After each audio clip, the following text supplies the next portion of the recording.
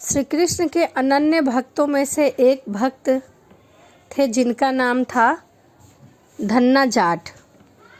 धन्ना जाट भगवान कृष्ण के बहुत प्रिय भक्त थे और उनकी आयु लगभग 5 से 6 वर्ष थी। राधे राधे, जय श्री कृष्णा। चलिए कथा को शुरू करते हैं।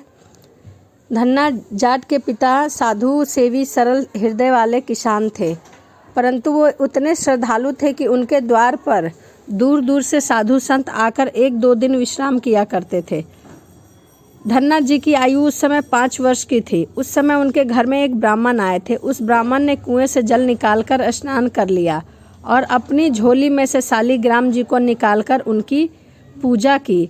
तुलसी, चंदन, धूप, दीप आदि से उनकी पूजा की। बालक साधु को ध्यान से देख रहे थे। उन्होंने ब्राह्मण से कहा कि पंडित जी, मुझे भी ऐसी मूर्ति दो, मैं भी इनकी पूजा करूंगा।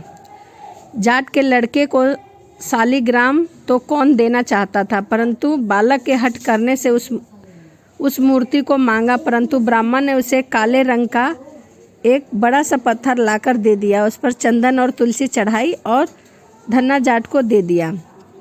सरल स्वभाव का धन्ना जाट बालक था। उसने ब्राह्मण ने पूछा कि आप बड़ा वाला शालिग्राम लेंगे कि छोटा वाला। तो धन्ना जाट जो था उन्होंने कहा कि मुझे बड़ा वाला शालिग्राम चाहिए। तो ब्राह्मण ने उसे दे दिया और कहा कि लो बेटा, यही तुम्हारे भगवान हैं और आज से तुम उसकी पूजा करना। बालक ने खुशी से उस काले पत्थर के टुकड़े को पकड़ लिया और अपना भगवान मानकर उनकी पूजा करने लगा। स्नान करके अपने भगवान को चंदन तिलक करता, परंतु उसके पास चंदन नहीं होता तो वह मिट्टी का ही तिलक करता।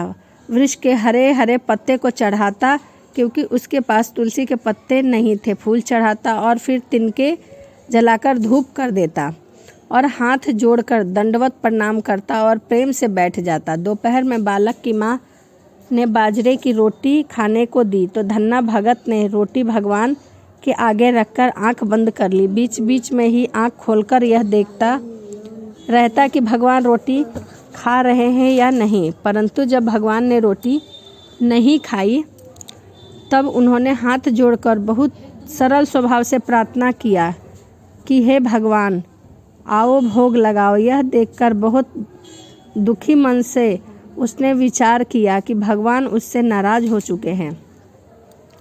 वह मेरी चढ़ाई हुई रोटी नहीं खाते। भगवान भूखे हैं और मैं रोटी खा लूँ, यह नहीं हो सकता। ऐसा सोचकर धन्ना ने रोटी जंगल में फेंक दी।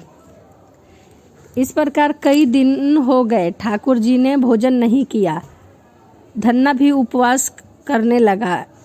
एक दिन उसका शरीर दुबला पतला हो गया। माता पिता को कुछ पता ही नहीं कि उसके लड़के को क्या हुआ है। धन्ना को सिर्फ एक ही बात का दुख था कि उसके भगवान उससे नाराज हैं, वे उसकी दी हुई रोटी नहीं खाते। इसी प्रकार धन्ना जाट को अपनी भूख का पता ही नहीं लगा कि वह कितने दिनों से भूखा है। कुछ दिन बाद जब धन्ना ने रोटी रखी तो भगवान प्रकट हो गए और वे भोग लगाने लगे। जब भगवान ने आधी रोटी खा ली तब धन्ना ने ठाकुर जी का हाथ पकड़ लिया और कहा कि तुम इतने दिन बाद क्यों आए हो? मुझे भूखा मारा है, आज आए हो, अकेले ही रोटी खा रहे हो, मुझे भी थोड़ी सी रोटी दे दो।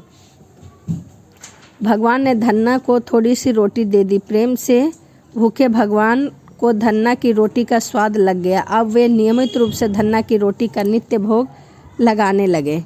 इसी तरह से धन्ना जाट भगत बना, क्योंकि जिसके भगवान वासुदेव के दर्शन हो जाए वह साधारण मनुष्य कैसे हो सकता है। भगवान ने तो अपने भक्तों के मान बढ़ाने के लिए अपना आधा नाम ही भक्तों को दे दिया। बाद में जाके धन्ना रामानंद के शिष्य बने। उन्होंने रामानंद की ही भांति भगवान को प्राप्त किया था।